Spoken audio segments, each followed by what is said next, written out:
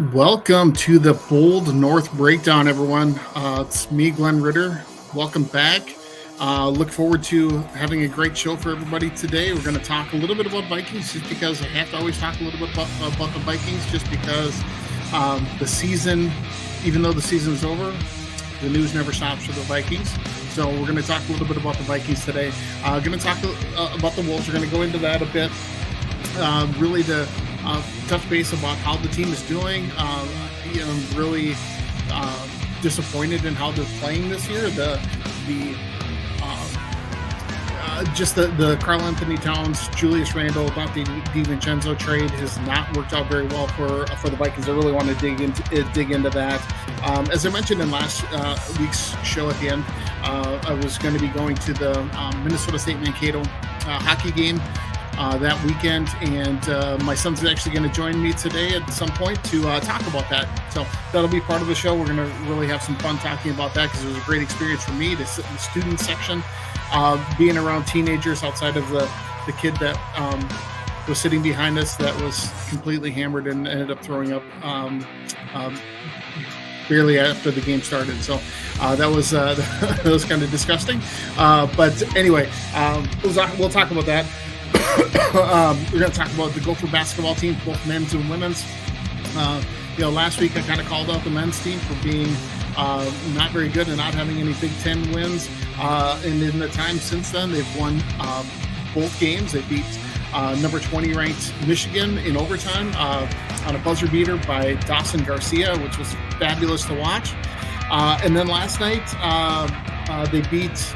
It wasn't last night, but 2 nights ago. They played Iowa and beat them.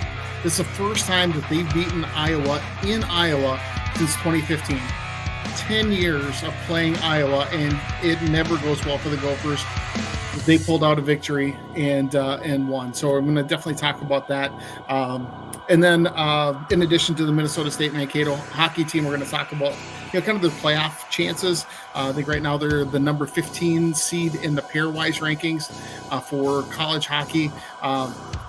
Usually the top 16 get in, but there's some automatic berths that come in. So they're right on the cusp of being able to make that transition to the postseason tournament.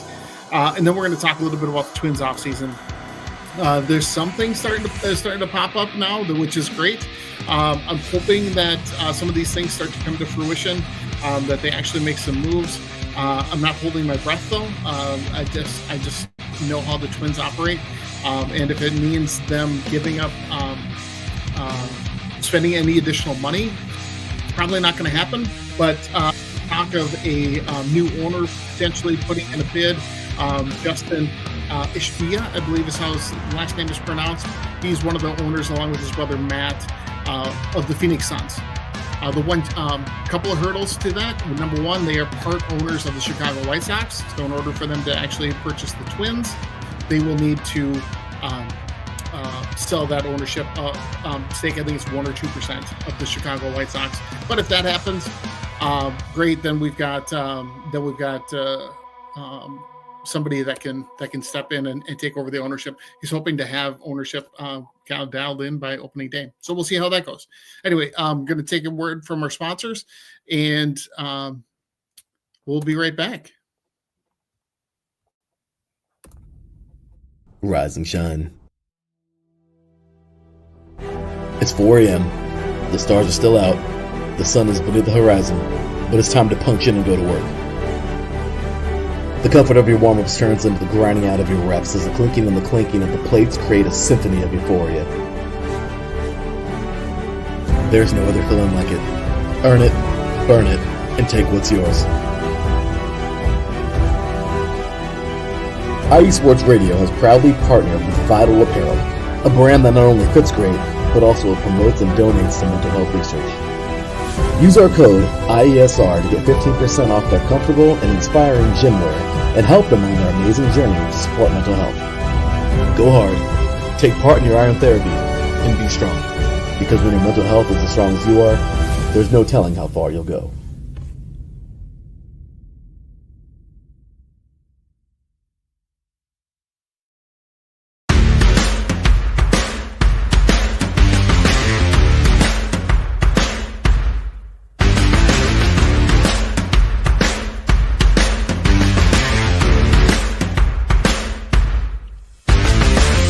IE Sports Radio fans, this show is brought to you by Planet Jerky Premium Brisket Beef Jerky. Planet Jerky is the official jerky of the 2022 California League champion Lake Elsinore Storm, Single A affiliate of the San Diego Padres. This all brisket jerky has gluten-free options, contains no MSG, no sodium nitrate, is low in sugar, and high in protein. Go to their website at planetjerky.net and follow them on Instagram at Planet Jerky. Planet Jerky, the jerky that's on a whole other planet.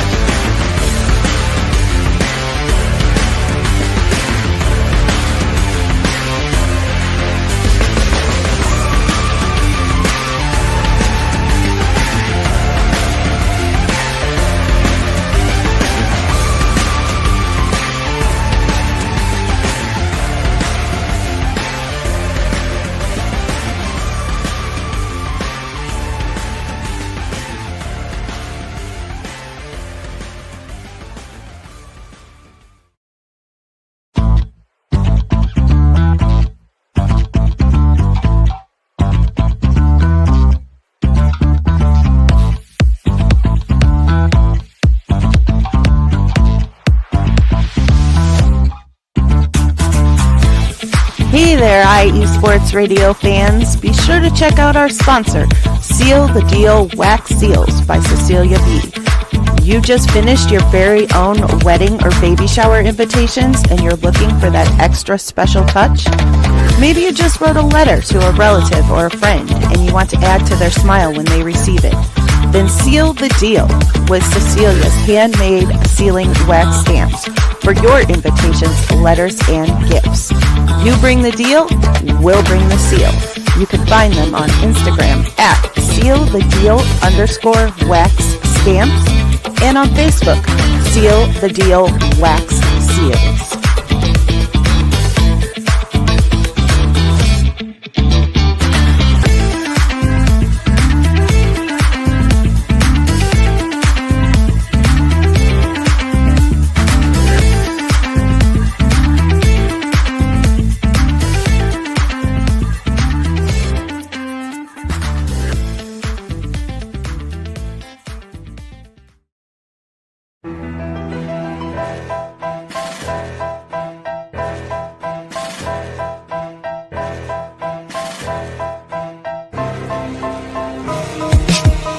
For the last 10 years, IE Sports Radio has been bringing you amazing content ranging from interviewing legendary athletes, coaches, and other authorized media personnel to building tailor-made shows dedicated to all major sports cities around the country.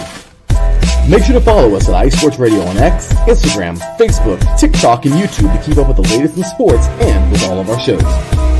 Also, make sure to check out our daily updated website at iesportsradio.com. At iesportsradio.com, you can see our daily show schedule and check out all of our show pages with personal bios to learn a little bit more about each of our awesome hosts. In addition to our show pages, you can catch the IE Sports Radio blog, Hall of Fame, Fans of the Month page, and our merchandise shop including t-shirts, tank tops, caps, long sleeves, hoodies, and more. For now over a decade here at IE Sports Radio, we've continued to be by the fans, for the fans, and we thank you all for your support and for making IE Sports Radio your direct feed for all that is sports.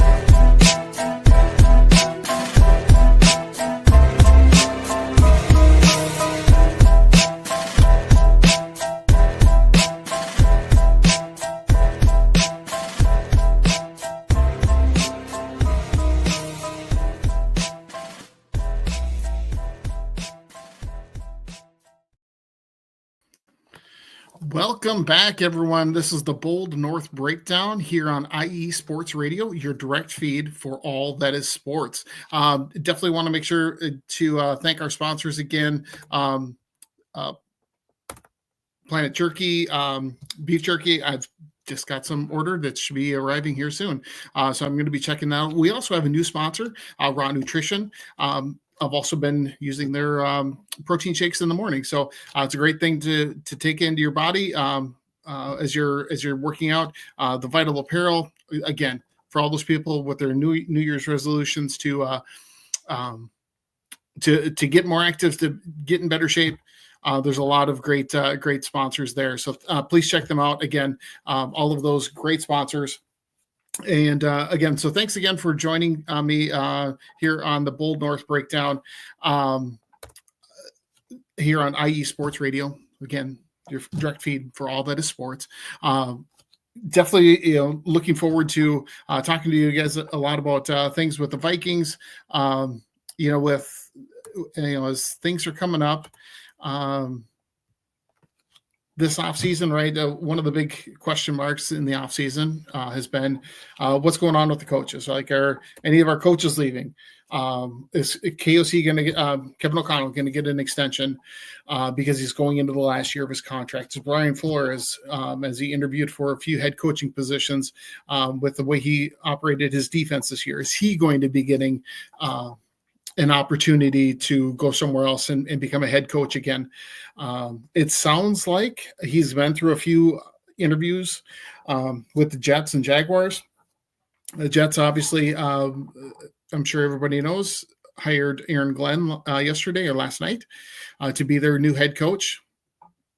So that's not going to be in the cards for him. And then the Jacksonville Jaguars, he did a first interview, but was not called back for a second interview, even though they have not made a selection yet on their head coach.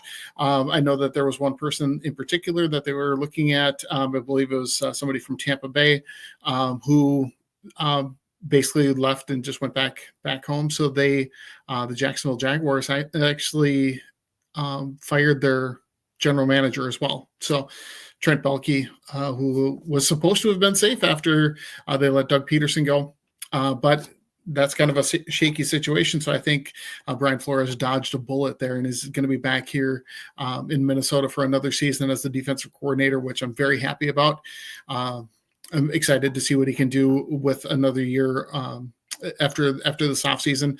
That gives a little bit more direction to the offseason as to how the Kwesi is going to restock the defense with free agents and things like that. Draft picks, they don't have a whole lot of draft picks, but I'm definitely going to be talking about that a little bit later on as we get closer to the draft. After the Senior Bowl, I'll probably start looking at some ideas for draft picks. But the big thing, Kevin O'Connell got that contract extension. I'm not sure exactly how many years or what that price tag is. That hasn't been released.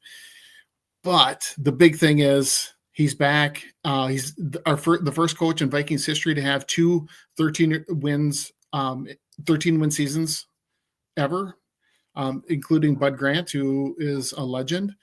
So for him to have been able to accomplish those things has been great. It'd be better if that included some playoff wins. No denying that. They're 0-2 in those playoff games. Should have definitely beaten Daniel Jones and the Giants 2 years ago. But I blame that more on the defensive coordinator that we had at the time, who there's no Brian Flores, so I've kind of forgotten about him. So anyway, it's it's been tough, watching the seasons come to an end as they have, because it's not the way that we all dreamed our seasons the season would end this year with the Vikings. It looked like it was going to go well, but it didn't. There are a couple of other younger coaches on the staff that are getting some additional interviews. The assistant quarterback coach and assistant offensive coordinator, a guy by the name of Grant Udinsky, who's a 28-year-old coach. He is a finalist for the Seattle offensive coordinator position. So it sounds like he is kind of a rising star in the coaching ranks. Somebody that would, I think would impact how things operate with the Vikings should he get that position. I kind of forgot about Josh McCown. Josh McCown, the Vikings quarterbacks coach, also interviewed for that Jets position as well. But so both of those guys should be back in their normal positions, unless McCown happens to get an offensive coordinator look.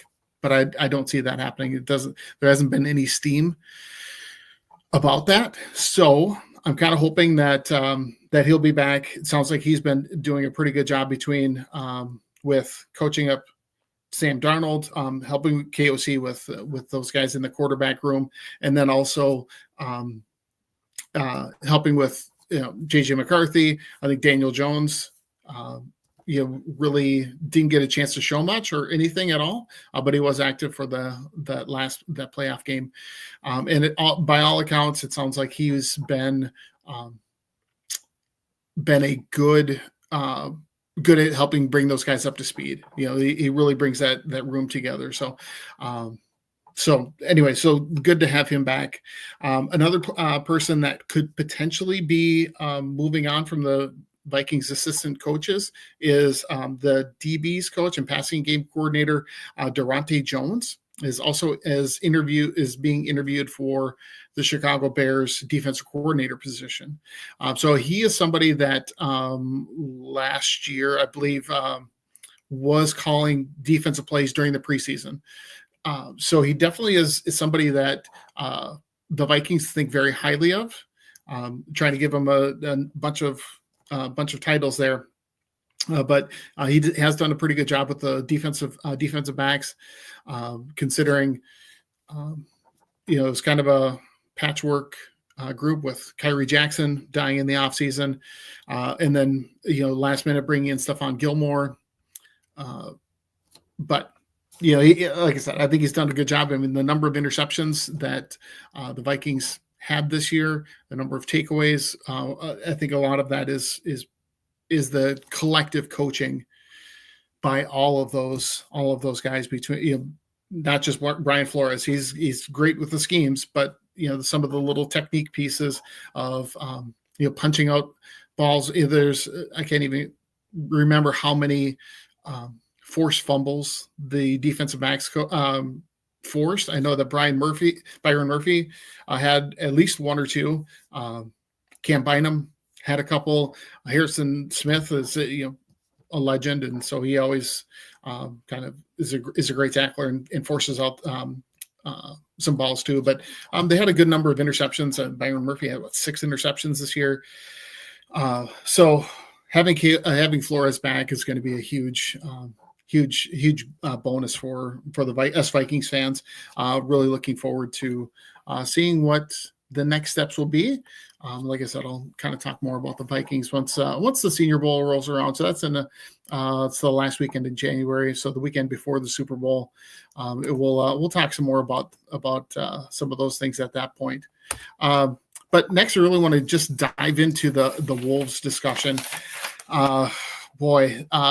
This season has been a challenge ever since the Karl Anthony Towns trade. I heard Kendrick Perkins talking on a show saying that he feels like that trade that the Timberwolves made was the worst trade in NBA history. Seems a little strong. I think that there's probably some others out there that could take the cake, but this has been just a rough year between trying to get Dante DiVincenzo to kind of get acclimated to everything and coming off the bench, and Julius Randle, just his up and down personality has been rough to watch. Whether it's not wanting to play defense or there was a video clip of him in a game just about a week ago, I think, probably just after my show last week. I think it was against Memphis. They were down by a couple of points, and all of the guys that were on the bench were all standing up cheering, and he was just sitting there, had no expression, wasn't cheering on his teammates. He ended up going back to the locker room before everybody else did. He was really pouting because Naz Reid, who everybody loves here, he should be starting, but Julius Randle's his personality won't allow him to be, be able to take that. He just is not, doesn't have that in him to take a backseat to anybody, which is really frustrating because it's a team game. And if he's not scoring, then he's not doing much. So he's more when he's scoring and he's shooting good, then he is more engaged on the defensive end. He's rebounding more. He's more aggressive going for the ball. But like last night's game against the Mavericks, and one crazy thing that I heard and just came to realize was that crunch time games, that was a new stat that I hadn't really heard about. Crunch time games are defined as games where it's within 5 points with 5 minutes left in the game. The Timberwolves to this point have played 44 games, and 29 of those games have been crunch time games. They are 13-16 in those games. And part of the reason for that is because their offensive execution during crunch time, during these moments of these games, is 28th in the league. Defense was 22nd. They got to be better than that. There's no reason that they shouldn't be able to be better than that. But I think some of it is, I don't know if Chris Finch doesn't want to rock the boat. I think that's probably part of why Julius Randle was upset, is because he wasn't on the floor in that game against the Grizzlies. But it's his job to put the right players on the floor in the right moments. And if they're not performing, sit them on the bench. We need to trade them. It just bugs me to have somebody like that that's just so temperamental, that just things always need to be his way, and it doesn't have any care or focus on the team dynamic. Anthony Edwards is very ball dominant, but at least he wants to win. He does do some things that still irk me. I thought that he had learned his lesson last year, but it's every time I watch a game where he's driving to the hoop, he's calling for a foul before he even gets the ball in the air. Like, he's just yelling. You can hear it through the TV. And that's not going to make the refs blow the whistle. You have to there actually has to be contact. You can't just, and then, last night as I'm watching the game, same thing happens. He's driving to the lane. He feels like he's fouled. He doesn't get the call. Rather than running back on defense, he stands there and is arguing with the ref as he's jogging back down the court, which leads to a Mavericks fast break dunk. And granted, he's 23, he's still young, but he's being paid handsomely, and he needs to get that kind of stuff out of his head, right? Because everybody else looks up to him. So if he's thinking like that and acting that way, he's not going to get the calls. He has been doing a better job of driving to the hoop in the past few games that I've seen, which is great, because early in the season, it was a lot of standing around the 3-point line, chucking up threes, not necessarily shooting them in rhythm, but he was hitting them at a pretty good percentage. But last night's game, he scored 21, I believe. Jaden Daniels led the team in scoring with 27, which is fantastic. It was a kind of a season best game for him, and also for Mike Conley. But one thing that's been disappointing for the Wolves fans, the other part of that trade besides Julius Randle, has been Dante DiVincenzo. So DiVincenzo had a rough start. Then Chris Finch made the decision to start Dante and have Mike Conley come off the bench. Great move. Once that happened, his shooting percentages got better. He's more engaged. He was really feeling it. But now he's out. He's missed the last 4 games with a toe injury, and it sounds like that's going to be kind of an indefinite injury and situation. So in his place, Rob Dillingham has been getting some more work. So for those of you that don't know, Rob Dillingham was a player that the Timberwolves traded their 2031 first round pick unprotected to get Rob Dillingham at number 8. He is a smaller point guard. but has dealt with some injury issues this year. Very slight, but super quick. Last night was not a very good night for him, though. He did not score any points. He had a turnover. I know defensively, he just got out of position a number of times. There was one play where he was guarding somebody that by the 3-point line and was trying to deny a pass to them at the 3-point line. The person cut behind him, easy layup. And it's those kinds of things that you have to be smarter about than what he is. So he's dealing with some of that. His jump shot, while in the previous 3 games, while Dante has been out, he's been getting some good run and getting some good, been shooting pretty well, obvious, up until last night. I think he had scored in double digits in 2 of those 3 games. I think over a 50% shooting percentage. His threes were falling too. I think those were pretty good. I'm trying to remember exactly what the percentage was, but I think the shooting percentage on the threes was close to 50% as well. So last night the shots weren't falling for him. So that was a bit rough. But the way he's going to get better is by playing. So I know that The Athletic did a nice article on him, and Ant is trying to just teach him some patience, that he'll get his chance when he's ready. And so he does have the ability to be kind of a Darius Garland kind of point guard for the Wolves down the road. And I can't wait to see what happens when I can't wait to see him when that happens. But as I mentioned last night, the Wolves ended up winning 115-114. Jaden Daniels had 27 points. He was 6 of 8 on free throws, had 8 rebounds. The Wolves were up 115-112 when he went to the free throw line. With about 3 seconds left. He hit one of the 2 free throws. Dallas got the ball in bounds, hit a 3 to bring it within 1, but really wasn't in question there. But the 2 players that really did a number on the Wolves, and the Wolves would not have won this game had Luka Doncic and Derek Lively been healthy. Dallas was out 7 players, including Luka and Derek Lively. I think with either of those players, it would have been a Timberwolves loss. And so right now they're sitting at 8th in the Western Conference.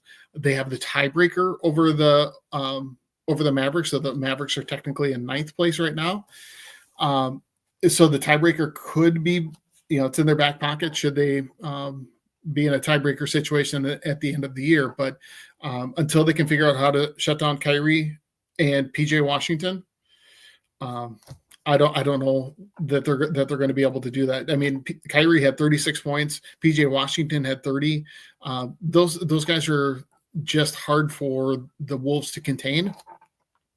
And PJ Washington, he just plays the game the right way. He plays hard. There's so many times where he's scrapping for a loose ball. He gets an offensive rebound.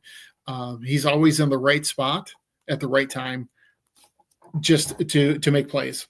And then Julius Randle last night, he had 16 points, 6 rebounds, 2 turnovers. He was 4 for 13 from the field.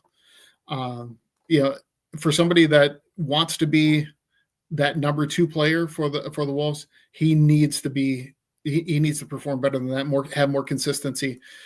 Because when he's great, but man, when he's awful, he is just awful. Anyway, yeah, I think that's about it on the Wolves. But we're gonna go to a quick break here. We'll come back, and then we'll chat about the Gophers. You're watching the Bold North Breakdown here on IE Sports Radio, your direct feed for all that is sports. Be right back.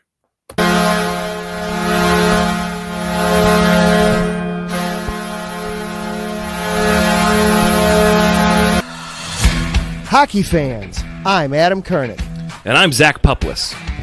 Together, we are the newest version of Hockey Talk on IE Sports Radio, The Neutral Zone. Zone. We love hockey, but we also know it's not everyone's first sport. So we want to make this show as much for new fans as for the diehards. Whether you can name all the Swedes on the 08 Red Wings Stanley Cup team, Or if you can't tell if Varlamov is a goalie or the latest trendy vodka, we're here to help. With facts, figures, and outrageous fans, we bring you all the hard-hitting hockey news you can handle, while still keeping it fun and on the rails. Well, mostly. So tune in every week as we go around the hockey world, from college to Canada, the minors and the majors, and everywhere in between. So bring your cellies, And your one-timers, you wicked wristas. and be sure to protect your five-hole. Catch the Neutral Zone every week on IE Sports Radio, your direct feed for all that is sports. We promise not to pick on the Arizona Coyotes every episode.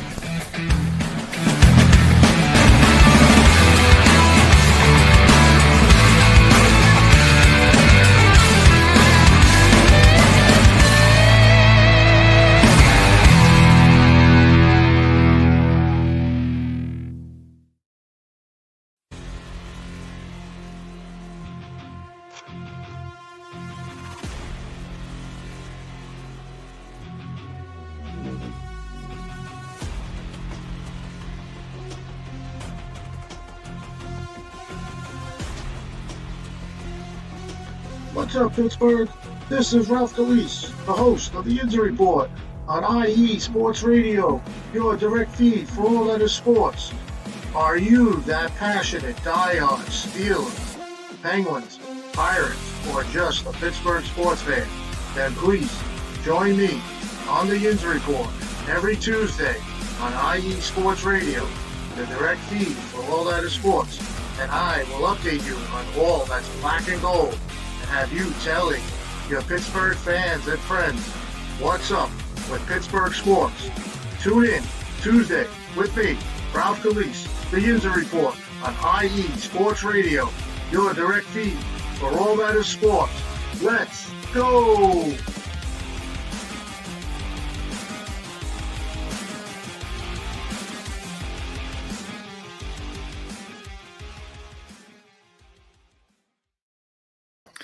All right. Welcome back to the Bold North Breakdown here on IE Sports Radio, your direct feed for all that is sports. So next, I really want to touch on a little bit of the Gophers basketball team before I bring Noah in and we talk about some of the Mavericks hockey game that we went to. So Gophers basketball, I talked, quite a bit of smack last week about how the Gophers were winless in the Big Ten. Ben Johnson was having trouble with getting his team to play together.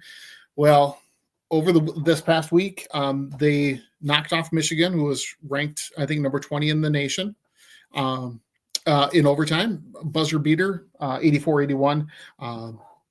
Dawson Garcia hit an amazing three straight away from about 40 feet away, just past the half court line. Drilled it, walk off. Everybody's going crazy, right? It's just fantastic to watch. Then just earlier this week, they played Iowa in Iowa, which, as I mentioned in my intro, the Gophers men's basketball team had not beat Iowa in Iowa since 2015. It's 10 years. They're 0-5, so they kind of trade off every year. They're one Minnesota hosts one year and Iowa the next. But even the games in Minnesota have not been good with Iowa. They're always very tough to beat. They're always well coached. They always play the game the right way. But last night, it would have been 2 nights ago. Sorry, I keep getting. Last night was the Wolves game. The night before was the Gophers game. And as I watched it on the Big Ten Network, they had a nice lead at half. They were up 32-28 at the half. But it was one of those things where you're like, I'm not sure if they're going to be able to hang on to this. And they ended up pulling away. There was a lot of really good plays. From the Gophers. They were shooting the ball much better than the typical Gophers team is. Usually when it comes to shooting threes or any jump shots, it's ugly. The rims get bent. It's they could build a wall with their shots. Bricks, yeah. Right. Anyway, it's been this year and what they were doing. Mike Mitchell was definitely hitting some great shots. Femi Odukule was taking the ball to the rim and was very aggressive, which is not typically something that I see from the Gophers men's basketball team. The one issue is that he was the person that they would foul, that Iowa would foul as they got to the end, towards the end of the game, because on the season he's a 37% free throw shooter, which I have trouble comprehending, because I'm sure if I was to bring Noah up and ask him what kind of free throw percentage he would be able to shoot, I'm guessing he would be able to say more than 37%. But Noah's not, I don't know, 6'4", 6'5", but it's just one of those things where as a college basketball player, you have to be able to shoot free throws better than that. And they did have some things where towards the end, it was really getting into be nip and tuck.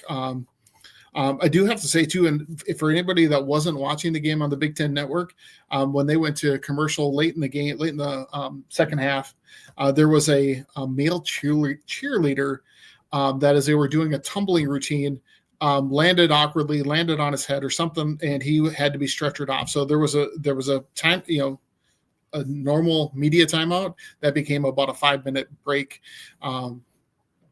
in the game, because they had to immobilize him, get him on a stretcher. So hopefully, I haven't heard anything. Hopefully he's okay. But that was a very scary situation. But it was one of those things where the Gophers had a 67-61 lead with about 1:55 left, but it had been like about 10 seconds before that had been 67-57, right? So the Iowa scored a bucket, get a steal right away, and then lay it in. Gophers had to relax, call a timeout. And eventually, it was like 70-67 with about 25 seconds left. Dawson Garcia, again, who I think is the best player on the Gophers team, goes to the free throw line to try and extend the lead. Hopefully make it a two possession game. Misses both free throws. Again, you got to be able to hit those free throws.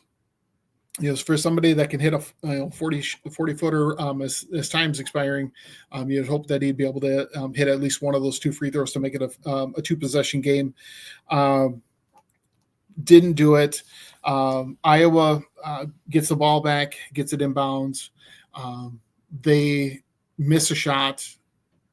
Gophers get the rebound. So again, that was a good thing, because usually in games like this, the Gophers do not get that defensive rebound.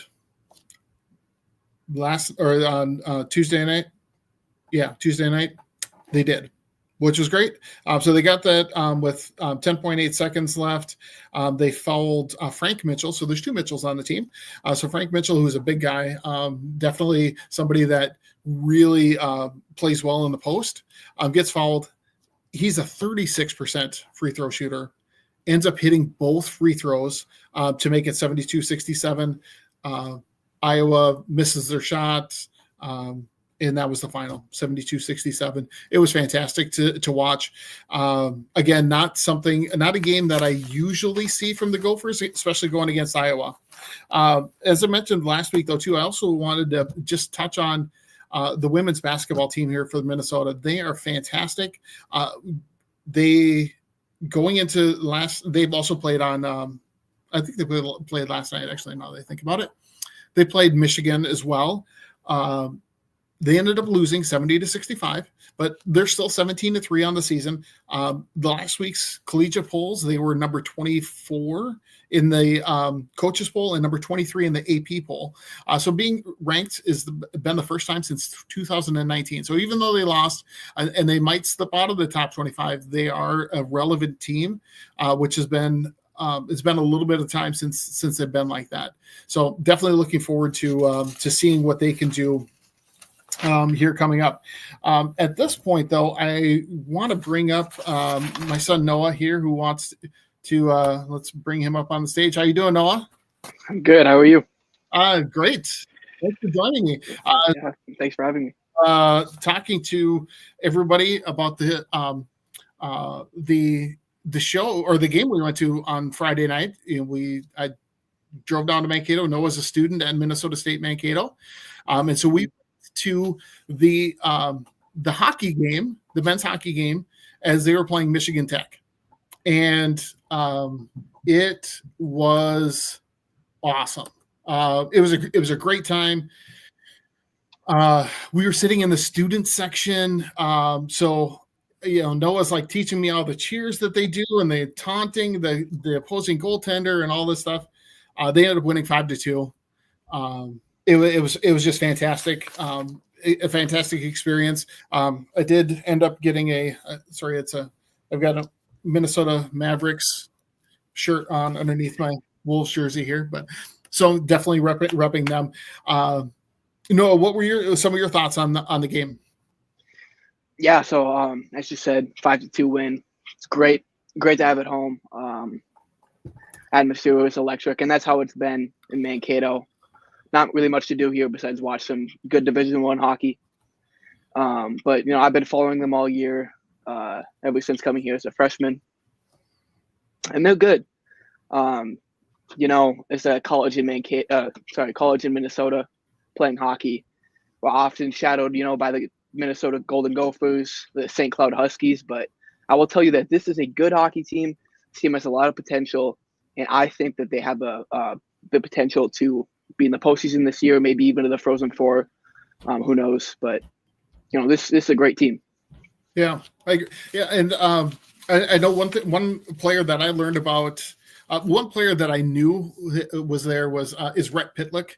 For those of you that follow college hockey or even professional hockey, you'll know the Pitlick name because he has some older brothers that are in the NHL and have been drafted.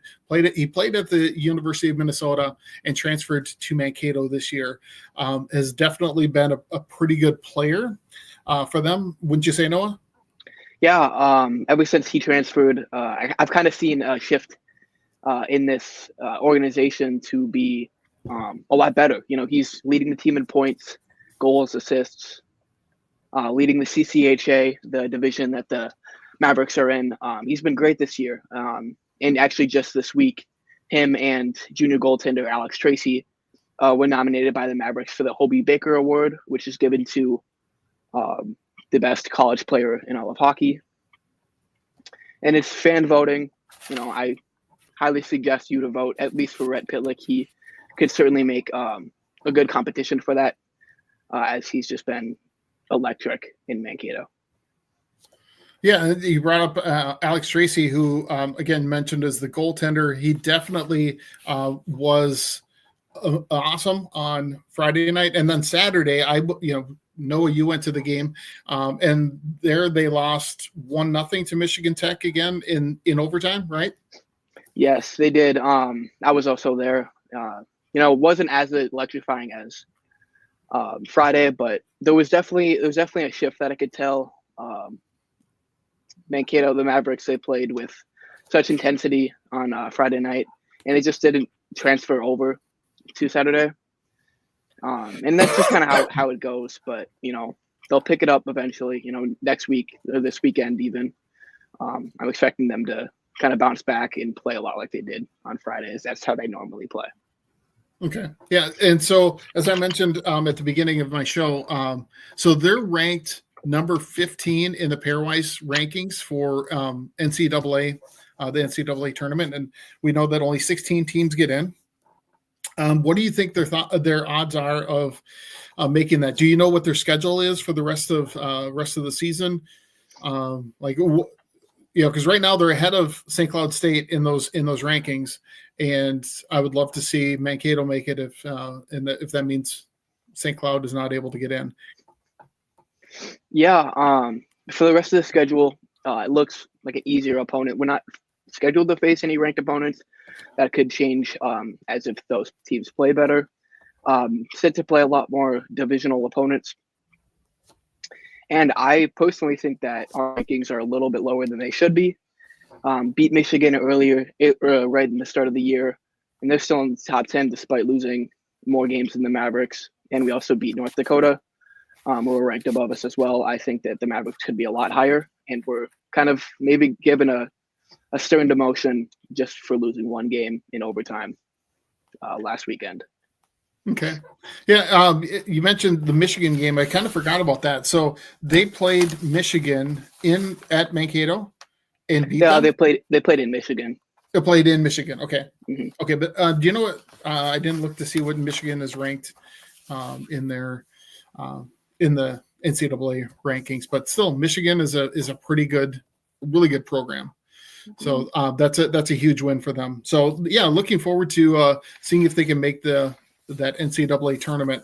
So let's transition a little bit here. Actually, let's take another break, and we're going to come back and talk about the Twins again here on the Bold North Breakdown here on IE Sports Radio, your direct feed for all that is sports.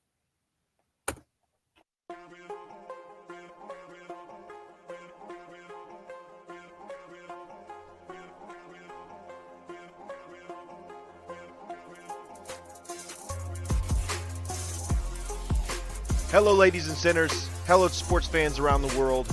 Hello, IE Sports family. This is Cale Henderson, the host of IE Vegas, the Sin City Sports Show, presented by IE Sports Radio.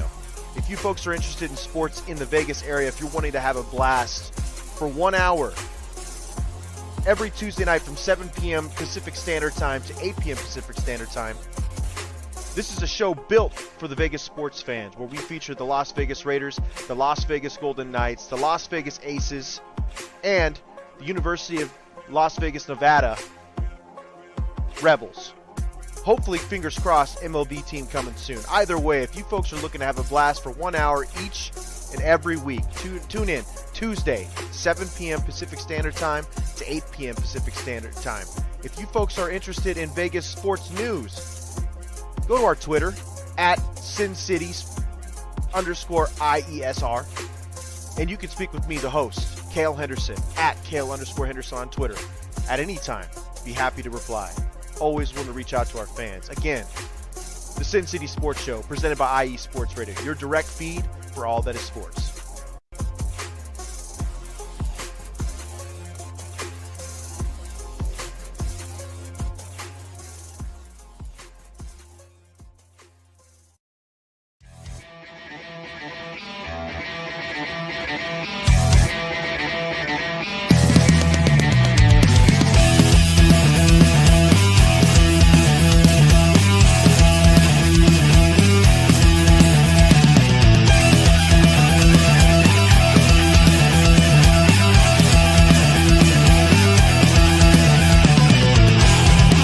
It's IE Sports Radio. It is your direct feed for all that is sports.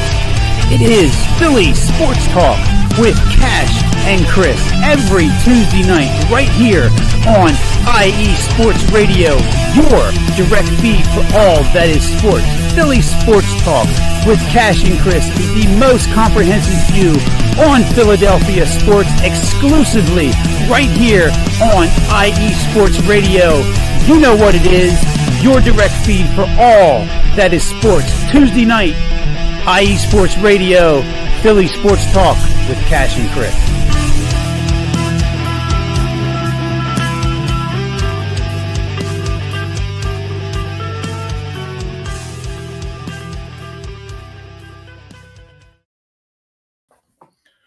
All right. Welcome back to the Bold North Breakdown here on IE Sports Radio, your direct feed for all that is sports.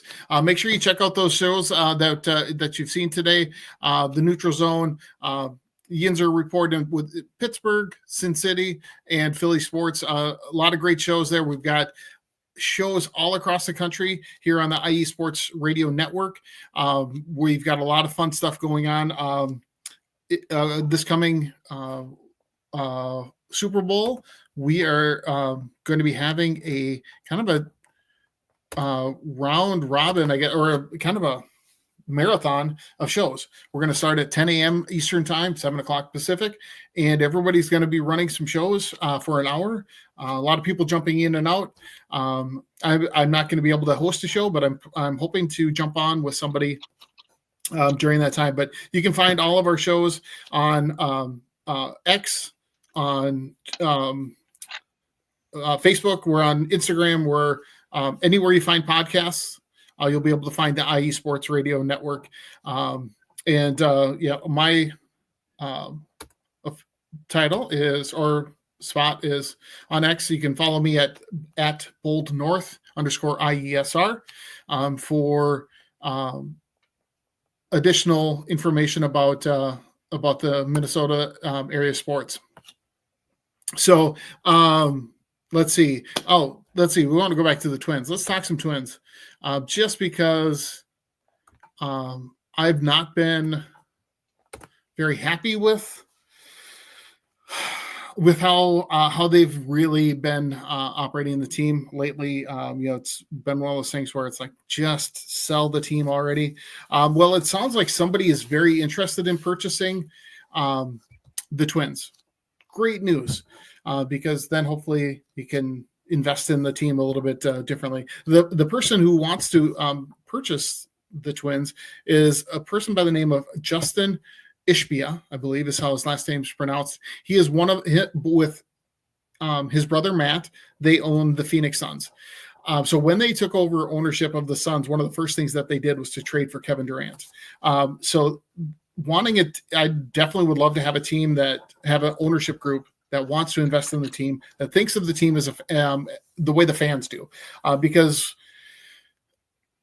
as a Minnesota sports fan with the Twins, we've really been we've had some good points. 87 and 91 World Series. I was alive for both of those. I was able to see those. But lately it hasn't been all that great. So I'm glad that they're looking to sell the team. The tough part is that one of the rumors going around right now in the baseball world is that the Twins are in talks with the San Diego Padres to get Dylan Cease and offering Christian Vasquez, the Twins catcher, backup catcher, to them. However, money is what is kind of holding things up, right? Because the Twins want to sell their team. They really don't want to increase their payroll at all. Christian Vasquez is making $10 million. San Diego Padres, they have Dylan Cease, who's making $13.75 million, both expiring contracts. So no financial investment beyond this year. Dylan Cease is a great pitcher. He'd be a great starting rotation pitcher that would be fantastic to add to the team. Where the issue comes in is that San Diego doesn't really want to add any more money because they're closing in on the luxury tax and they want to decrease that luxury tax burden. So they want not only the Twins, it sounds like anyway, to take on Dylan Cease at his payroll. And right now the Twins payroll, I believe, is about $134 million is what I've read. And they don't want to increase that at all until the team is sold. Well, the team, best case scenario, is this Justin Ishbia, but he's part owner of the White Sox. So in order for him to purchase the Twins, he has to sell the White Sox minority stake. That's not an easy process, but they're hoping that they'd be able to have something happen by opening day. But by opening day, the roster is set. That doesn't do us any good with this trade or helping the Twins find a first baseman. I know that Pete Alonso's out there. Toronto's talking to him. I don't expect him to be out on the market much longer. And I don't know. They're just in a tough situation. San Diego's kind of in a tough spot because they don't really have much on. They don't necessarily have a solid catcher. Christian Vasquez is a pretty solid defensive catcher. He's not going to set any records for. He's not going to be thought of as Mike Piazza when it comes to hitting the ball, but he's pretty good defensively, and hopefully would be somebody that would have a help the pitching staff in San Diego. I don't know. It's going to be interesting to see what they do. No, what are your thoughts on the Twins offseason? I know that the Twins Winter Caravan was just down in Mankato area. Did you see them down there? Yeah. I'd actually gotten some free tickets with some of my buddies. We went, it wasn't too much, really to talk about. Louis Varland and Brooksley were there. Really cool to see them speak in front of the crowd. But with this trade, I've been waiting. I've been waiting all off season. I've been looking and I had hopes. I had pretty high hopes and, even made some predictions and definitely felt very lackluster. But I'm looking at this trade. I'm looking at, Christian Vasquez. It makes both sense for both teams. Could be a big push by the Ishbias, once they do get the team, just to jump in the right direction for us. And I mean, if we do make this trade, definitely a lot to give up, but this would definitely put us in contention for top 3 rotation in the league with Pablo Lopez, Joe Ryan, Bailey Ober. Yeah, Bailey Ober, right? I mean, so that would be a fantastic, starting rotation, because right now the Twins rotation is solid, but man, if anybody gets hurt, they're screwed, right? So, which is what happened last year. So they had, Pablo Lopez, Joe Ryan, Bailey Ober. Those are your 3, dependable starters. Joe Ryan gets hurt, and everything fell apart because they expected some of the young guys to fill in those spots. They're coming up from from AAA, and actually, who was the guy that came up from Single A last year? Worked all his way the whole way up through. Was it Zebby Matthews? Yep, Zebby Matthews. That's the name. Who was a pleasant surprise, to come up and pitch for the Twins. So they've got some young guys, but you want those guys not to have to be counted on to carry the team. So anyway, so we're going to see what happens here. I know for first base, they're talking about Jose Miranda potentially playing over there, or gosh, I can't think of the guy that usually plays second base. Really good hitter. You're not helping me out there, Noah. Sorry. I can't think of it. Willie Castro? No. Shoot. Second baseman. Good hitter, left-handed. Anyway, doesn't really matter. Neither one of us can think of it. That's the way it goes. Sorry. Anyway, so they've got some options, because I think Jose Miranda could play there at first. I think Brooksley could play third. We've got Carlos Correa at short, and then Royce Lewis at third and Brooksley at second. Flip-flop, doesn't really matter. Either of them would be very good in that, to be the infield. Miranda's got a nice right-handed bat. Hopefully he hits as well as he did last year, but we'll see. Anyway, so that is it for our show. Thanks so much, Noah, for joining me. Definitely going to be looking forward to some fun stuff next week. And we're gonna, So some of the things we're going to talk about next week. Again, we're going to talk a little bit more about. I want to talk about Gophers hockey. They've got a big matchup this weekend. They're playing Michigan State. The Gophers are number 4 in the country. Michigan State's number 2. Really excited to watch those games. We'll talk some more about kind of the Wild as well. We didn't get a chance to touch on them today, but I know that Kirill Kaprizov and Jared Spurgeon were back tonight. I believe, according to my phone, they're down 2-0 to the Utah Hockey Club, and hopefully that goes in a different direction the rest of the way, because it's at the end of the first period tonight. So, hopefully that means that getting those 2 guys back will hopefully mean that they'll start playing better. They did have a nice win over the weekend against Colorado, beating them 3-1, especially considering they've been down so many, having so many people get injured. Chris just typed in Edward Julian. That's who the Twins player that I'm thinking about could be getting some time at first base. Thanks, Chris. Appreciate that. Yeah. Anyway, so we're going to talk more Wild, more Twins. We'll see where things are at with the Vikings, anything and everything with the Minnesota sports world. We'll see if there's some more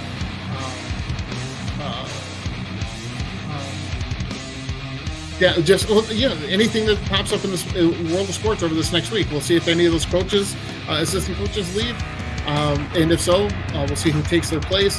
I'm probably going to also be talking about the Gophers defensive coaches because the Gophers football had a really good season this year. And then Corey Heatherman, who was the defensive coordinator this year, he's been really great. Really did a great job with the defense this year. He left to become the defensive coordinator in Miami. So talk a little bit more about his replacements and some of those things with the Gophers. But as always, thanks for tuning in. We'll be back next week, 7:00 here on the Bold North Breakdown on IE Sports Radio, your direct feed for all that is sports. Thanks, everybody.